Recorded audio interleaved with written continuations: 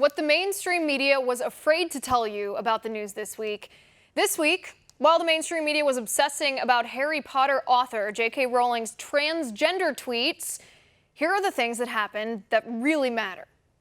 A new poll reveals 72% of Americans have a favorable view of police. Just 19% have unfavorable views. And 51% of black voters have a favorable view of police. Who wants to tell the white liberal rioters that the majority of black people view police favorably?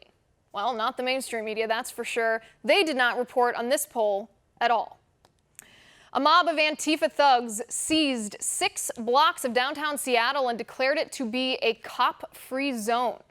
The anarchist thugs renamed the area the Capitol Hill Autonomous Zone, or CHAZ for short, and erected barriers and adorned them with signs that read, "You are now leaving the USA and the People's Republic of Capitol Hill." Like all hostage takers, this lawless group of radical leftists have their demands. The anarchists are demanding the total abolition of the city's police force, the abolition of prisons, mandatory re-education for teachers and members of the media, and racial segregation in the city's hospitals. But did the mainstream media report on this? Barely. And when they did, look at this Twitter headline. Twitter called it peaceful protesters. Ridiculous. 1,300 public health officials, the same kind who told us to stay at home, now sign a letter in support of the riots. But at the same time, the public health officials condemn the anti-lockdown protests, and they actually admit their hypocrisy. They admit they do not just rely on science, rather they are driven by ideology. This is what they wrote, and I quote, "As public health officials, we do not condemn these gatherings," they're talking about the riots, "as risky for COVID-19 transmission. This should not be confused with a permissive stance on all gatherings, particularly protests against stay-at-home orders," end quote. But did the mainstream media report on this utterly disgusting hypocrisy? No, they didn't.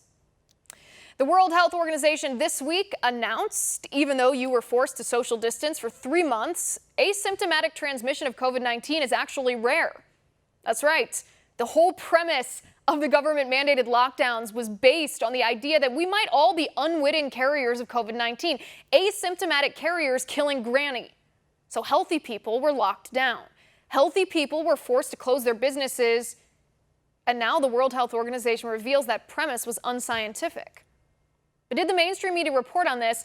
Yes, actually. But the mainstream media pretended like the World Health Organization got it wrong because, God forbid, the mainstream media allow it to look like Democrats or Democrat politicians got something wrong. The left is fooling nobody when they claim that defund the police doesn't actually mean defund the police. We're not stupid. We know what words mean. And we have proof of the radical leftist agenda to disband the police. Minneapolis City Council President Lisa Bender admitted she looks forward to a police-free future. A police-free future. But did the mainstream media report on this? Yes, CNN actually aired Bender, but then afterwards, they still kept insisting that defund the police and disband the police doesn't actually mean what the people who are doing it say it means. The mainstream media doesn't care to report any of that to you, so we will.